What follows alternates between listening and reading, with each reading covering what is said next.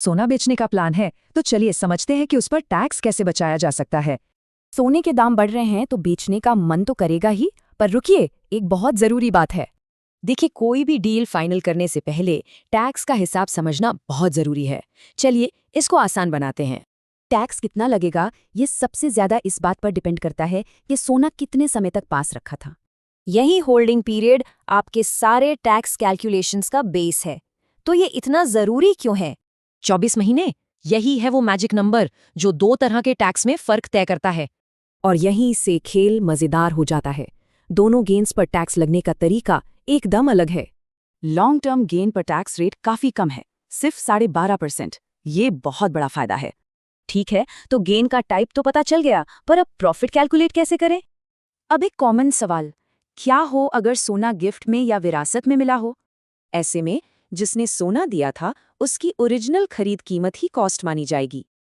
और अगर सोना बहुत पुराना हो, मतलब 1 अप्रैल 2001 से भी पहले का? यहाँ फायदा ये है कि 2001 की फेयर मार्केट वैल्यू को खरीद की कीमत माना जा सकता है। अच्छा, और अगर 2001 के बाद खरीदे सोने का बिल ही ना हो तो? इसका भी एक हल है।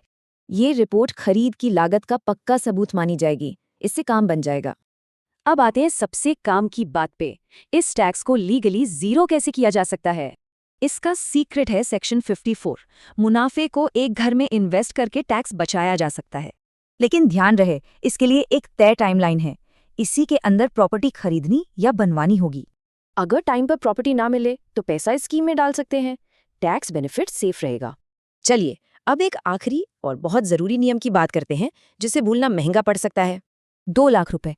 सोना बेचने पर इससे ज्यादा कैश लेना गैर कानूनी है। ये लिमिट याद रखनी है। और अगर ये लिमिट तोड़ी तो पेनाल्टी जानते हैं कितनी है? पूरे 100%। यानी जितना कैश लिया उतनी ही पेनाल्टी। तो बेहतर है हमेशा बैंक से ही पेमेंट लें। तो सबसे जरूरी बात क्या है? यही कि पहले प्लान करें, फिर बेचें। प्लानिंग सबसे जरूरी है। अब जब सारे नियम पता है, तो क्या इन्वेस्टमेंट स्ट्रैटेजी सच में टैक्स बचाने वाली है? सोचने वाली बात है।